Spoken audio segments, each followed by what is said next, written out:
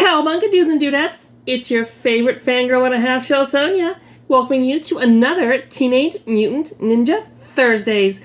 The retro hits keep on rolling. Last week, if you missed it, we looked at the reissued Technodrome, and we're kind of looking at another unofficial reissue today in a really cool Christmas present for my girlfriend that I forgot existed. We are looking at a Super 7 sort of reimagining of a classic, I guess you could call it a vehicle. We are looking at the Super 7 Krang's android body.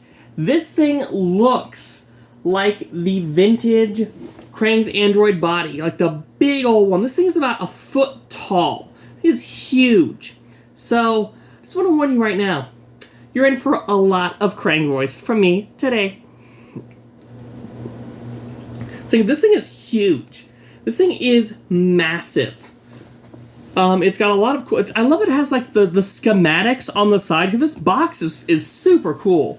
Like, look at all these like cool different type of schematics. Like, it looks like blueprints. It's super cool. It's got like the instructions on the back. Not that you need a lot of instructions for this big honking thing, but it does have a wonderful kind of dossier here on our favorite brainy boy, Krang. So we're going to read that because I love reading these dossiers on the box. They are so fun and they bring back such nostalgia for me, and I hope for all of you too. So, before we get started though, if you like what I do, please like and share these videos around. Comment, subscribe to the channel. Every view, every comment helps more people see my videos and gives me more chance to reach and share my joy of TMNT with a wider audience. So, now that the mushy stuff's out of the way, let's get to our favorite brain without a body, or in this case he has a body, Krang. So, Krang, the bodiless, burbling brain. I love alliteration. Krang is all the brains a body could want. Unfortunately, Krang ain't got no body. That is what it says. He is, however, the mastermind behind Shredder and the Foot Clan. Ooh, Shredder's not going to like that. Krang's ranting, burbling, chortling, raving antics are a few of the reasons he was banished from his home sweet home of Dimension X. I don't think Krang's going to like that either. Krang's going to be reading this and be like, now, that's hearsay. I was banished for being too evil. Now, Krang brings his smarty pants attitude to the decent planet Earth, where law-abiding citizens are threatened by his supreme intelligence. Fun little kind of side reference to Marvel and the Kree supreme intelligence back there. I don't know if that's intentional or not, but he's also traditionally depicted as like a giant like head or brain creature like in a big test tube. Look it up if you don't know. So yeah, we've got him in here in this window box, which is already coming apart. So I'm glad I'm not an inbox collector. But this thing is super duper cool. So let's grab the scissors. Let's bust this open here. So Krang can finally be like, Shredder, it's Christmas, and you got me a body. It's all I wanted. My girlfriend is going to hate me. She hates hearing me do the Krang voice, but I don't care because I like to do silly voices. See that? Whoop! God, I'm really glad I'm not an inbox collector. I am busting all of this apart here. I'm trying to actually keep the box. This box is really cool. There we go. There we go. This is probably the best plastic prison shot because he's not really in plastic. He's just in... So look at this here. Look how cool and fun this is. Now this design is actually very close. I looked up, it's very close. It's almost identical in terms of like the face, and like there's definitely more like kind of mechanical doodads I think on here than, oh my god, it's actually blistered. This is actually blister packed. Okay. Just get to ripping here.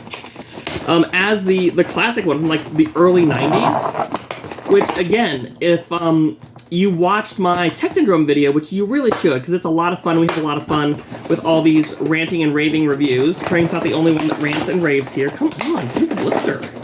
Jeez, jeez, there we go. All right. Yeah, this is toast. This thing is absolutely toast. So, we've got kind of the Krang stapler. We've got the mace, the ball and chain, which, if you watch the classic Ninja Turtles cartoon, which I highly recommend you do, it holds up extremely well, especially when you go into it realizing that it is an action comedy. That ball and chain could really describe how Shredder feels about Krang. They are an old married couple, and Krang is definitely the wife. We've got that. We've got... Oh, this is cool. Okay, let's clip him out here. Honestly, I kind of wish he came with more accessories. That's my only big kind of gripe about this. So, right off the bat, I will say that the original Krang android body, from what I can tell, did not come with additional hands or anything. It just came with the body. Like, this big honking thing was the main attraction in and of itself. I think I've got him out of here. Yep. Oh, that pops off really easily. So yeah, so there is Krang, our android body here. Or rather, the android body of Krang. Krang's, oh god, Krang is over here. Actually, give me this back. I'll actually use this to kind of... So Krang is here, and Krang looks really awesome. Krang, god, he looks cool. It's a really nice detailed... He's not quite, like, cartoon accurate. Not the way NECA does, but he's very cool. I don't think he's articulated at all. Oh, he is. He is articulated. Good. He is articulated as much as a tentacled brain can be. His little tentacles move up and down, which is awesome. He looks really cool. He looks very close to the original Krang, who we saw last week in the Technodrome. In fact, let's pop him in here. I just want to call attention to one little thing of this. He has a hamster wheel powering him. He's got a hamster wheel, which the front plate did not come off. This was all one unit for the original. Oh, his hand popped off here, that's right. Let's plug his hand back in here. It's nice that they pop on and off pretty easily. So this thing boasts a grand total of 7 points of articulation, which I cannot confirm or deny that was as much as the original Playmates figure. But yeah, his arms go up, his head goes. I'm feeling that there's some kind of leg. Oh, his feet go. His feet. So that's 1, 2, 3, 4, 5. His feet, I feel like are about to come off.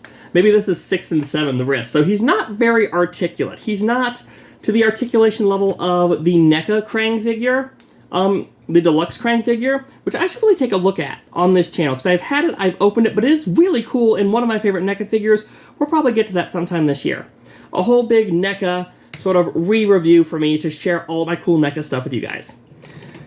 Let's see, so we pop Krang in. Oh, he does have a little slot on the butt here, so he does kind of like, I guess, butt? I don't know. Krang doesn't have a normal anatomy. He, God, that doesn't not really stick in super well. It's really hard to actually see where that's supposed to go. Just try to work that in there. Okay, it's in there. Not for lack of trying, but yeah, he's got this hamster wheel, which I don't think there's actually a little hamster in there, so you can spin that, and that's apparently what makes this whole maniacal machine man go. I think that's just a really fun, silly, in keeping with like the classic spirit of the toy line. So let's actually clamp on this front plate, which really makes it feel like they had these Happy Meal toys back in the day. It was Looney Tunes Happy Meal toys that they were just like standard figurine. There we go, like standard figurines, like of Daffy, like Bugs, Taz, and I think Petunia Pig. But they had like this armor that would clamp on to make them look like they were cosplaying as DC heroes. And that's kind of what this feels like. It's a very hollow plastic there. And Krang already popped out. He does not sit in here super well. Yeah, the peg doesn't really go all the way down the hole there. At least not as I can get in there. But there he is. There's Krang in the body. He looks really cool. The one thing this is missing that the classic figure did have was it did have like a little portal here that you could like open up and like pull Krang out and put Krang in, like a little sort of like a glass dome there. So let's look at all his other accessories. We looked at the ball and chain. He's got this. He's got, it's not a buzzsaw, which I almost thought at first. It is a pincer claw, which is really cool. And he's got this, which is something I'm actually not even the NECA figure has this. So I was actually really excited to see this. It's his big honking communicator from the first episode where we see the android body, where he's massive because of the, and let's let Krang explain this, the molecular amplification chip that actually like altered the molecules of this robot and made it grow massive. So yeah, all the hands come off pretty easily, and you can plug in the communicator. I'm so used to like figures actually having articulation more than this. So like he can communicate back to the Technodrome, back to base. I do love, that's what I love about this, the Krang android body, is I love the different, God, Krang does not sit in there well at all. That's like my biggest complaint about this, is Krang does not stay in there very easily. I love all the modular designs. Like, this is the most toyetic thing, I think, to come out of the Ninja Turtles, like, ever. Oh god, Krang, you're, like, stuck in here so badly. But yeah, so he's got his... Man, that popped out, too. This is a bit flimsy, all things considered, honestly. Not bad. Just not the most stable of designs. I think the snap on and off, well, it's a cool gimmick. So you can like see the inside of the robot. It doesn't really lend itself well to like actual durability for play. And again, like this is a Super 7, so this is, you know, potentially not meant. This is more for adult collectors and things like that.